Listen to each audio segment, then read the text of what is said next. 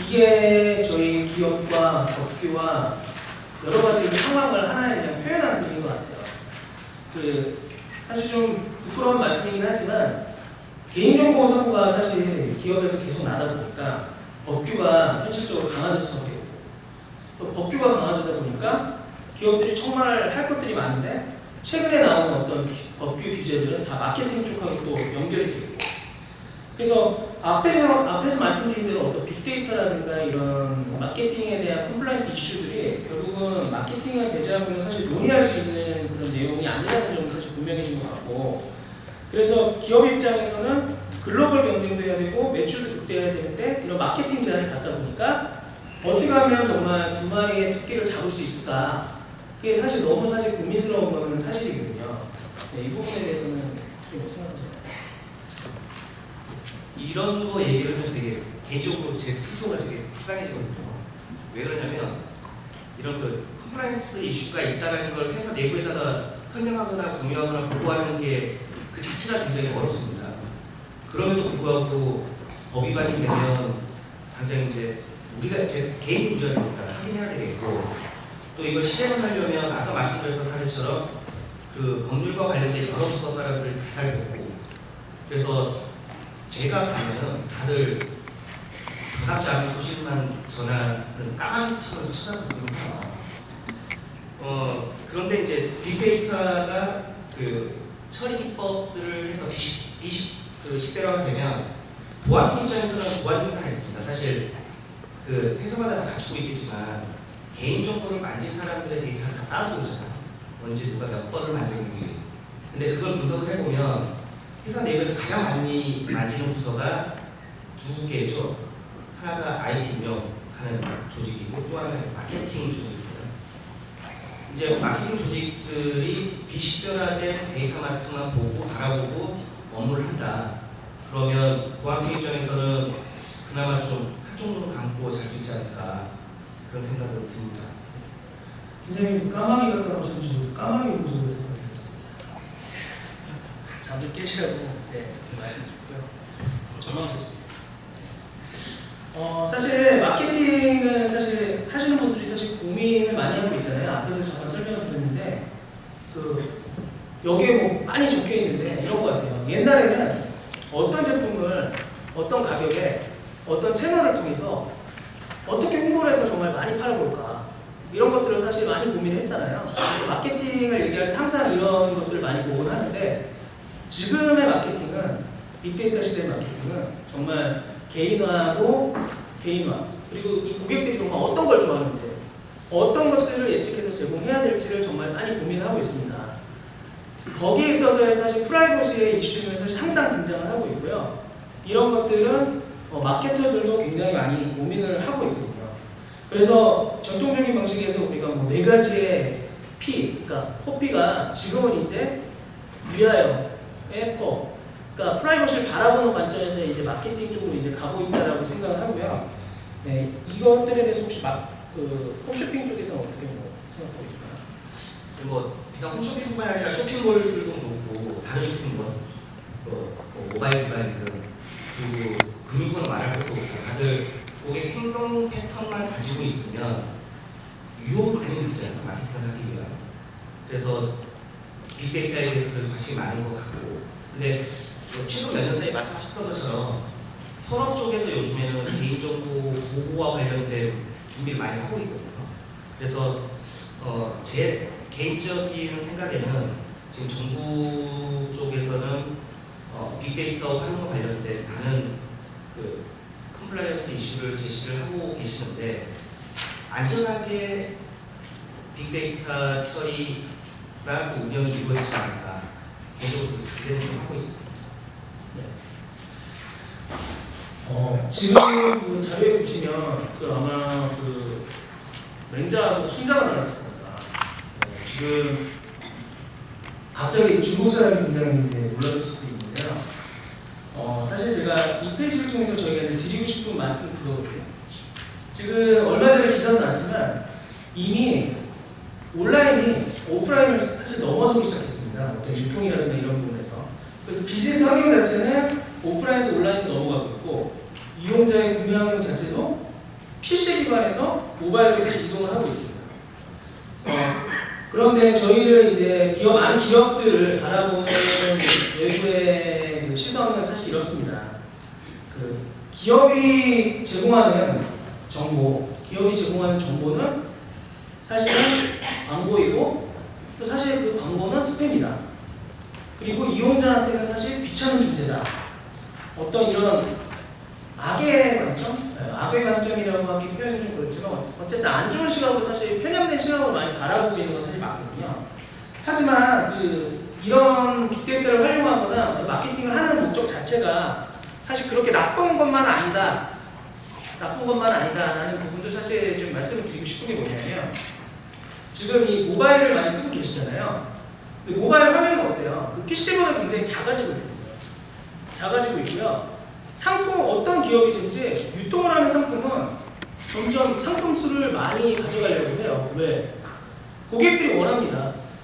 1000개의 상품을 보여준 것보다는 10,000개의 상품을 사실 있는 그 업체들을 원하거든요. 작은 화면에서 굉장히 많은 그 상품들을 셀렉션하기 위해서는 결국에 앞에서 말씀드린 어떤 그런 빅데이터를 활용하는 그러니까 맞춤형 정보를 통해서 고객한테 어느 정도의 편의를 제공할 수 있는 부분에 대한 융통성은 사실 어느 정도는 좀 필요한 부분인 것 같고요. 그런 면에서 보면 사실 저희가 제공하는 정보 자체는 그런 면에서 바라볼 수 있지 않을까. 그리고 두 번째로는 기업에서도 사실 과거에는 좀 잘못한 부분이 있었죠. 왜냐하면 앞에서도 말씀드렸지만 동의받지 않고 무분별하게 광고를 막 푸시형으로 많이 이렇게 했던 적이 많았잖아요. 하지만 이런 어떤 가공된 필터링된 정보를 통해서 그런 부분들이 굉장히 줄어들 수도 있을 것 같거든요. 그래서 이제 맹자께서 이제 성선설을 주장하셨는데 현재 상황을 보면 맹자님께서 이제 뭐라고 하실 수도 있을 것 같아서 오늘 한번 이제 적어봤습니다. 팀장님은 이거 관련해서 뭐 메일 있으신지 궁금하네요. 얼마 전에 담당 이동이랑 소상하면서 아무튼 그 O2O를 이제 많이 시도를 하고 있잖아요. 온라인 투 오프라인. 그리고 앞으로 그쪽 방향으로 나가야 되고.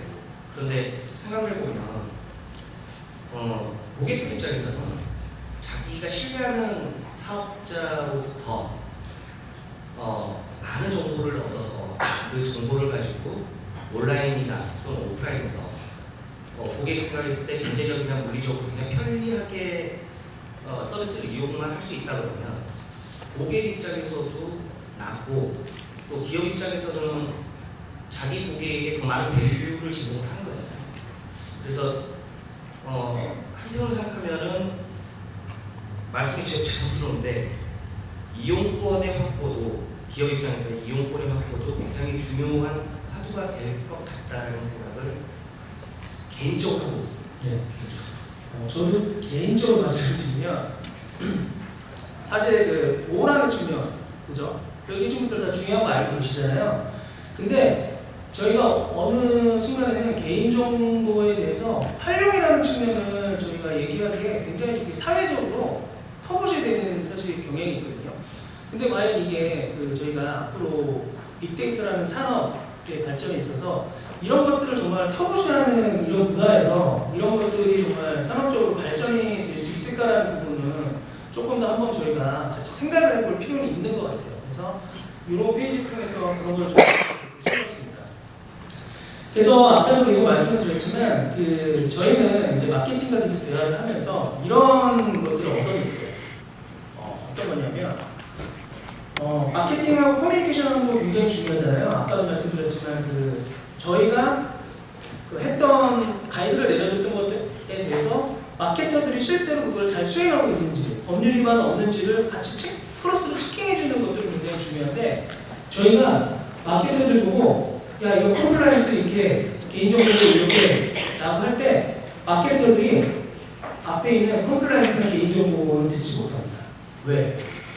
마케터들 입장에서는 실제 모바일이나 PC에 유입된 회원들이 그 물건을 실제로 구매하는 행위, 컨버전을 얼마큼 가져가야 되느냐가 굉장히 지표로 잡혀있는 부분이 있을 거고 그걸로 인해서 매출을 얼마큼 발생시킬 수 있는지에 대해서 사실 태생적으로 그렇게 고민을 할 수밖에 없는 구조이기 때문에 그 정보보호소에서 그런 분들을 굉장히 커뮤니케이션에서 잘 하기 위해서는 뭐 저희가 같은 경우에는 이제 마케터나 아니면 정보보호부서나 아니면 개발자 조직분들이 이제 수시로 모여가지고 좀 더 수시로 커뮤니케이션하면서 동향 등을 살피는 그런 행동들을 많이 하고 있는데요. 그런 행동들이 좀 필요할 것 같아요. 혹시 홈쇼핑 쪽에서는 뭐 이런 것들에 대해서 어떤 사례가 있나요? 저희도 늘 그 마케터라고 하는 칭하는 이제 현업들하고 보안 쪽하고 늘 부딪히죠. 뭐 예를 들면 사전에 커뮤니케이션을 아무리 많이 했어도 자기들 입장에서는 개인정보법을 피해 나갔다라고 생각을 한 결과물을 가져와요. 그것도 거의 완성 직전에 있는 결과물을 가져와서 검토를 해보면 명백히 법 위반 사례들이 굉장히 많아요. 그러면 우리는 말할 수 있는 게 딱 하나밖에 없습니다. 안 되겠는데. 그러면 현업 쪽에서는 욕하죠. 육등자 써서 욕을 하고 이제 그런 그 사례들이 계속 반복이 되다 보면 자기들 실적안 나오는 거는 보안 때문이다 라고 얘기를 하고 또 이런 것이 또 반복이 되다 보면 심지어는 PC가 고장난 거 화장실 물 막힌 것도 텍스 이슈 때문에 그러는 거예요. 그리고 최근에 우리 회사에서 외국 기업하고 같이 협업을 하기 위해서 외국 쪽의 변호사들이랑 같이 얘기를 했는데 우리나라나 그 회사의 컴플라이언스 이슈를 얘기를 하니까 그러면 없었던 걸로 하고 철수한 사례도 있었습니다. 45분이 거의 다 된 것 같은데 좀 빨리 좀 진행을 마치도록 하겠습니다. 네. 최근에 그 세종사이버대학교에서 설문조사 결과를 보니까 굉장히 아이러니한 결과가 하나 있었는데 보셨는지 모르겠지만 대한민국 성인의 83.8%가 개인정보 정말 중요하대요. 그런데 그 중에 80%가 개인정보에 별로 관심이 없어요. 이 뒷장은 사실 그거를 사실 얘기를 하고 있는 거거든요. 지금 저희가 앞에서 얘기한 광고라든가 이런 것들 그리고 매년 저희가 받고 있는 이용료 편지 있잖아요. 그런 것들이 이용자들이 바라보기에는 사실 스팸처럼 여기는 경향이 있거든요. 항상 기업이 보내는 정보만 마케팅으로 간주되고 이게 스팸으로 이제 처리되고 있는데 이용자 관점에서 바라보면 꼭 기업에서 보내는 이런 광고성뿐만이 아니라 다른 것들도 사실 충분히 스팸으로 여길 수 있는 환경이 지금 현재 온라인 환경이고 이거는 결국 기업이 고객과 커뮤니케이션을 하는데 공공이 고객과 커뮤니케이션을 하는데 채널 자체가 온라인밖에 없기 때문에 온라인에 없기 때문에 피로감이 계속 증가되고 있는 것 같습니다. 네.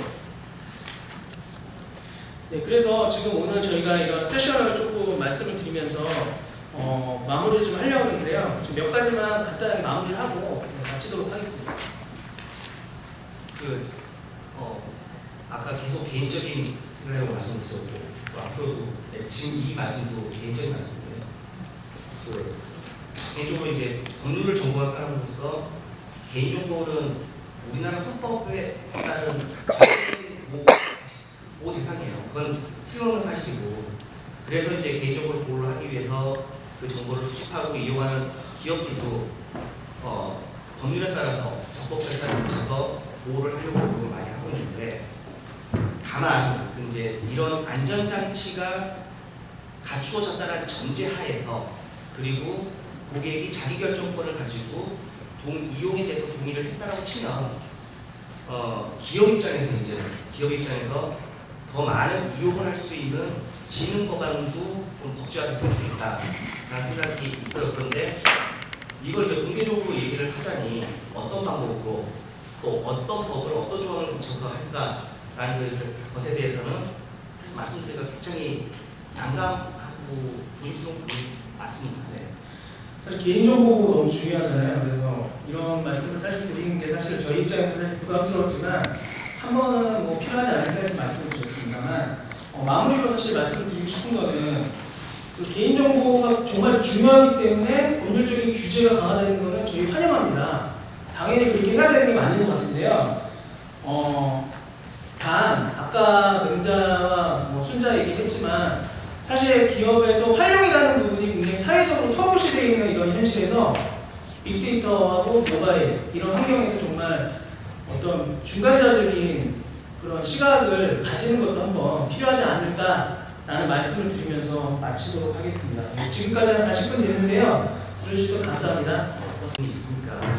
저희도 소소하게 개인적인 입장에서 개인적인 생각이라는 걸 좀 감안해 주시고 좀 들어주시고요. 이제 모 A사라고 하는 미국의 유수기업도 이제 국내로 진출을 한다는 얘기가 들렸는데요. 글로벌 경쟁이잖아요.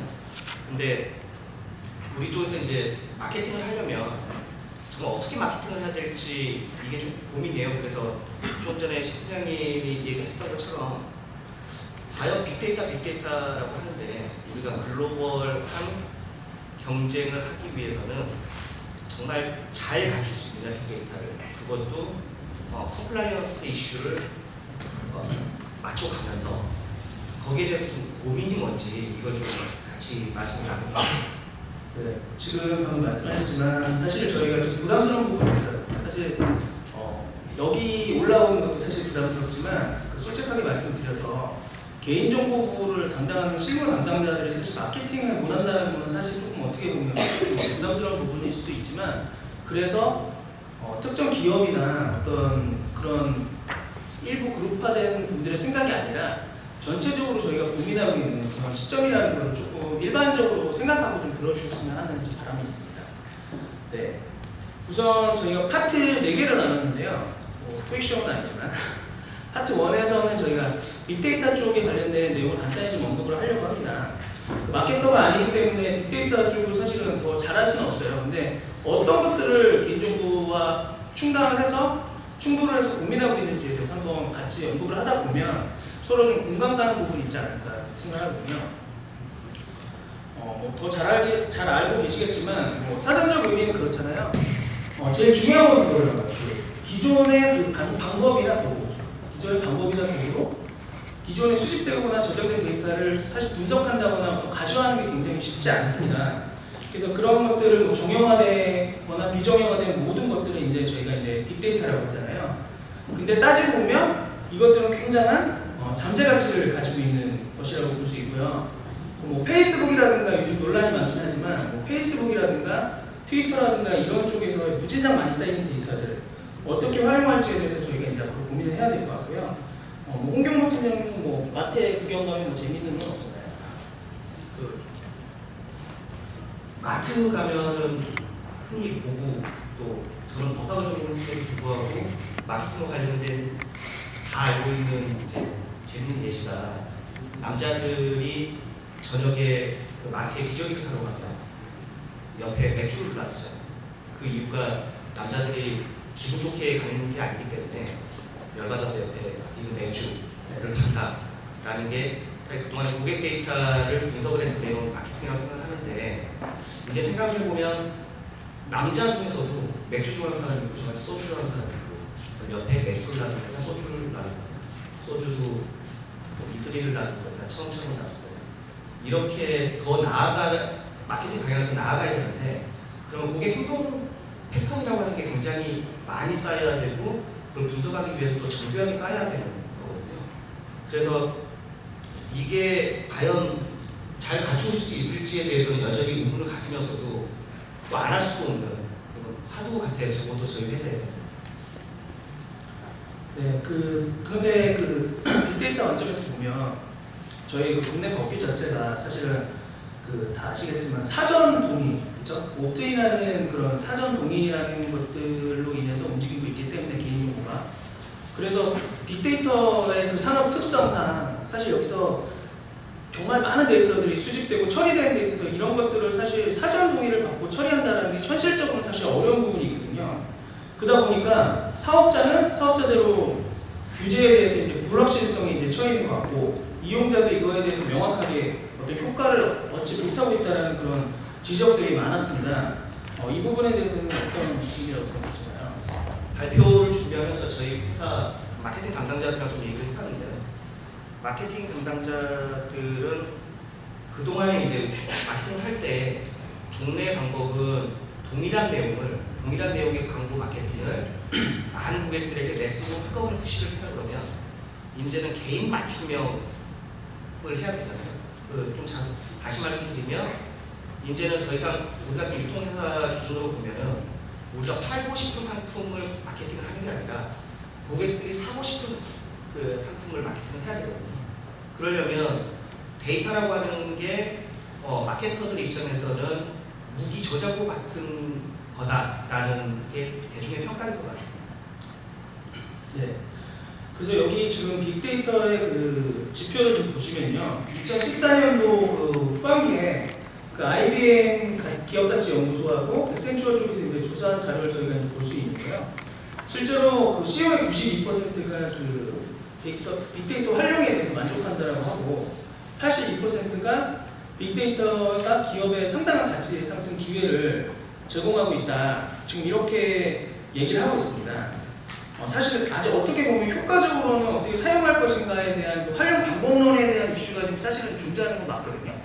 근데 그럼에도 불구하고 이렇게 가치 있는 데이터다라고 생각이 됩니다. 네. 우리 회사에서 최근에 이제 그 고객들에게 좀 더 많은 밸류를 제공을 하기 위해서는 분명히 빅데이터는 필요하다라는데 공감을 느끼고 있고요. 지금 현재 시점에서는 그러면 빅데이터를 어떻게 분석하느냐, 분석 역량을 어떻게 끌어올릴 거냐에 대해서 경영진들의 고민이 굉장히 많은 것 같습니다. 네, 빅데이터 하면 이제 나오는 이제 단어가 사실 비식별화라는 단어가 사실 나오거든요. 기업 공공에 계신 분들이 이제 계실 것 같은데 좀 말씀드리기가 조심스럽습니다만 기업들이 사실은 이 비식별화라는 걸 논하는 것 자체가 왜일까요? 사실 이렇게 얘기하기 쉽지 않지만 사용하고 싶어서. 공감하시나요? 네. 사실 기업 입장에서는 이걸 활용하기 위해서 사실 필요한 것 같고요. 정부나 공공 입장에서는 이걸 보호하기 위해서 저희가 이런 어떤 가치가 좀 상충되긴 하거든요. 그래서 결국에 이런 것들이 기업이 활용할 수 있도록 이제 털을 열어주려는 어떤 시도 과정에서 이렇게 비식별화라는 것 같고요. 물론 안전하게 이제 보관되어야 된다는 이제 전제하에 그런 것들이 이제 진행이 되어야 되겠지만요. 결국 비식별화라는 건 이제 뭐 더 잘 아시겠지만 정말 중요한 거 감춰볼래. 사실 이거잖아요. 그래서 어떤 패턴을 가지고 이제 감춘다. 그래서 미래창조과학부나 이런 데서 많은 가이드라인을 통해서 우리에게 이제 제시를 하고 있는데 이것들에 대해서 이제 홍경국 팀장님께서 잠깐 소개해 주시죠. 그 지금 보시는 사례 5가지는 최근에 이제 발표한 방통위에서 그 가이드라인을 통해서 제시한 비식별화 방법이죠. 첫 번째는 가명 처리 법이라고 해서 개인정보 중에서 개인을 특정할 수 있는 정보는 전혀 다른 값으로 대체하는 방법이고, 두 번째 총계 처리 같은 경우에는 개별 데이터 값이 보이지 않도록 오로지 총 합의 값만 보여주는 방식. 그걸 두 번째 사례로 들고 있고요. 세 번째는 데이터 값 삭제. 그러니까 여러 데이터들 중에서도 필요 없는 값들, 분석을 하면서 굳이 필요 없는 값들은 모조리 삭제해버리는 방법. 그리고 네 번째는 범주화라고 하는데요. 평균값만 제시하는 것. 그리고 다들 이용을 하고 계실 텐데 매스킹 방법이죠. 개인정보 중에 일부 항목들을 매스킹 처리를 해서 알아볼 수 없도록 하는 방법 5가지를 가이드라인에서는 제시를 하고 있습니다. 네. 한 가지 이제 더 추가적으로 말씀을 드리면 어떤 분들이 이렇게 말씀하시더라고요.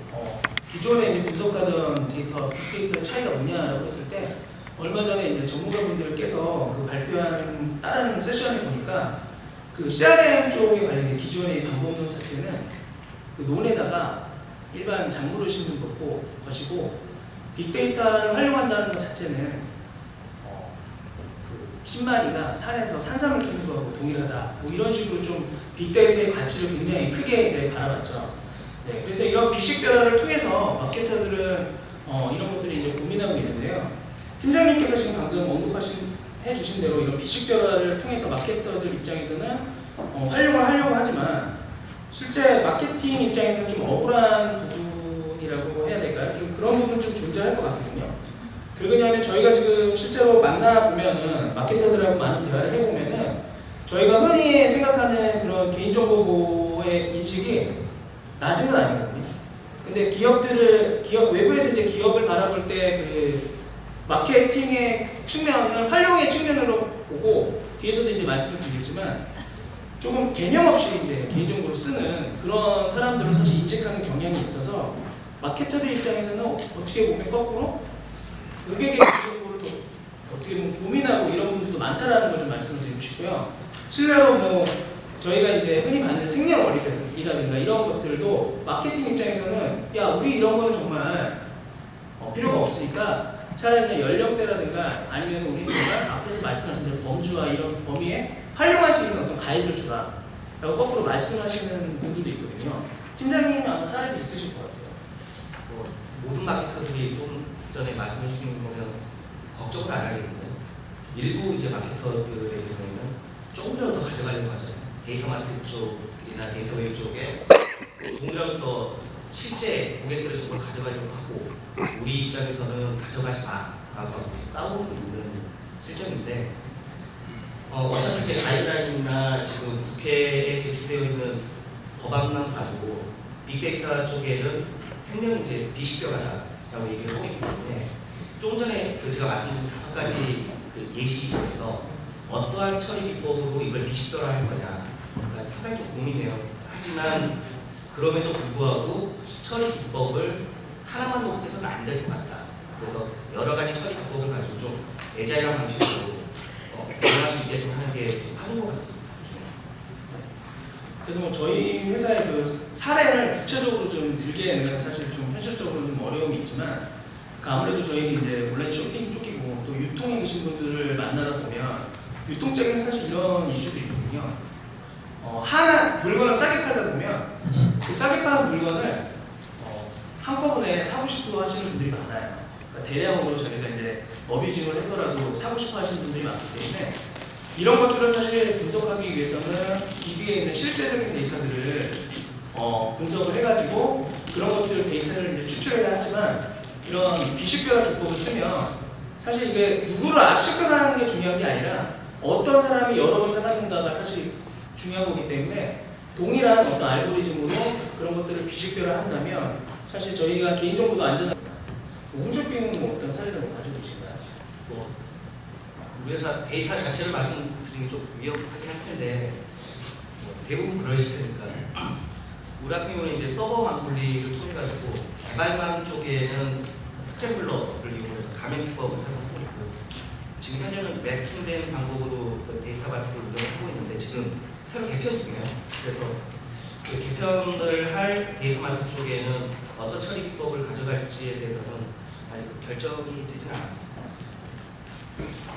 저희가 그 파트 1을 통해서 빅데이터와 그 비식별화 그리고 이런 것들을 내부적으로 어떻게 고민하고 있는지에 대해서 잠깐 좀 살펴봤거든요. 근데 이제 파트 2에서는 이런 내용에 대해서 한번 살펴보려고 해요. 그 2014년도 11월 29일 날 정보통신망법이 개정됐고 그것들을 이제 기업이 준수하기 위해서 저희가 내부적으로 많이 이제 체크를 하다 보면 실제 이 부분이 굉장히 그 마케팅 쪽하고 연관된 부분이 많거든요. 근데 이런 부분을 사실 말씀드리기는 사실 조금 아주 쉽진 않은 거예요. 그 개인정보 보호를 담당하는 그 실무자 입장에서는 사실 여기가 어디냐 개인정보 보호 10%잖아요. 그래서 저희가 개인정보 보호가 너무 중요하다는 걸 잘 알고 있지만 사실 이거를 다 실천하기 위해서 이런 숙명을 가지고 오신 분들이잖아요. 하지만 저희 주제 자체는 오늘 마케팅과 이제 대화하다라는 어떤 그런 컨셉이기 때문에 그런 분들이 내부적으로 고민하는 것들에 대해서도 저희가 알면 실제 정보 보호를 수행하는 입장에서도 그분들을 서로 조금 더 한 발자국 나아가서 이해할 수 있지 않을까라는 관점에서 좀 들어주시면 좋겠고요. 혹시 이 부분에 대해서는 저희가 홍경모 팀장님 쪽에서 좀 소개를 좀 해주시겠습니다. 네. 지금 보고 계시는 거는 좀 전에 설명드렸던 작년 12월 29일부터 시행된 개정 정보통신망법에 따라서 여러 가지 조항이 개정이 되는데요. 그 중에서 탁학이랑 얘기를 해보니까 가장 크게 이슈가 되고 있는 3가지 이슈를 뽑았습니다. 첫 번째는 기업이 보내는 메일, SNS, 비단 이것뿐만이 아니라 FC 그리고 카톡 메시지까지 또 고객들에게 앞으로는 이른바 광고성 정보를 전송할 때는 불법과 달리 사전에 동의를 받은 고객이라 하더라도 헤드란에 괄호 열고 동의 괄호 닫고 이걸 반드시 보내야 된다, 붙여야 된다는 게 하나고 두 번째는 이제 곧 시행이 되겠지만 8월달에 서비스를 1년 동안 이용하지 않은 고객들의 개인정보는 별도로 저장하거나 또는 삭제해라. 다만 그 조치를 하기 30일 전에 해당 고객에게 그 내용을 반드시 알려야 된다라고 하는 이른바 개인정보 유효기간제, 이게 8월달부터 시행이 될 예정이고요. 그리고 어렵게 이제 그 마케팅 정보에 대한 수신 동의를 받은 고객들에게 2년만 한 번씩 다시 확인을 받아라라고 하는 게 2016년부터 이제 좀 시행이 될 예정입니다. 이게 그 지금 말씀드렸던 세 가지 가장 중요한 빅 이슈인 것 같습니다.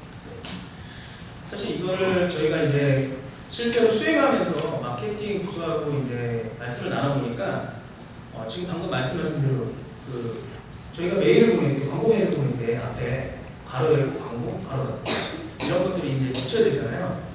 근데 이거를 시행하는 날 사실 에피소드가 아마 많은 기업들이 있었을 거예요. 그 중에서 이제 크게 한 두 가지 정도를 이제 말씀을 드리려고 하는데, 아무래도 그 이용자들이 사용하고 있는 주요 메일 사이트들, 큰 회사들이 있잖아요. 여러분들이 흔히 쓰는 온라인 서비스 업체들에 기본적으로 광고가 스팸으로 처리되어 있기 때문에 이 법을 시행하는 날, 그 전에는 정말 무차별적으로 이용자의 동의 없이 보내는 광고가 걸러지는 필터링의 효과가 결국에는 적법한 동의를 받고 보내는 광고 메일에게도 적용이 돼서 마케터 입장에서는 굉장히 이 부분을 사실은 해결하는데 아마 좀 고민이 많았을 것 같거든요. 그래서 이런 부분들은 본의 아니게 개인정보부 부서나 아니면 마케터 분들이 굉장히 고민을 많이 하셨던 부분일 것 같고요. 사실 아직까지 제가 두 번째 말씀드리는 거는 논의가 잘 되지는 않은 것 같은데, 그 메일을 발송하는 부서가 어딘가요? 정보보호 부서가 그 메일을 발송하지는 않죠. 대부분 다 아시겠지만 CRM이나 마케팅 이런 부서에서 대량 메일을 사실 보낸단 말이죠. 그 솔루션이 사실 내부적으로 자체적으로 개발한 솔루션이면 명확하게 꺽쇠, 광고 꺽쇠 무조건 제목 앞에 붙여라는 로직이 있지만 많은 중견기업들이 사실은 이런 대량 메일 발송 솔루션을 그 외주에 있는 솔루션을 사다가 쓰는 경우가 많거든요. 그리고 그 보내는 작업에 있어서도 수동으로 많이 작업을 합니다. 그러다 보면 결국엔 수작업에 있어서 오류가 발생할 수 있고 본의 아니게 이거를 법률을 위반하는 상태가 될 수 있다. 그래서 이렇게 내부적으로 기업한테만 이런 것들을 고민할 게 아니라 어떻게 보면 이런 솔루션을 제공하는 업체 쪽에도 이런 컴플라이언스적인 부분들이 충분히 사전에 공유가 됐다면 아마 이런 부분들이 좀 더 수월하게 해결되지 않았을까라는 좀 아쉬움이 있었거든요.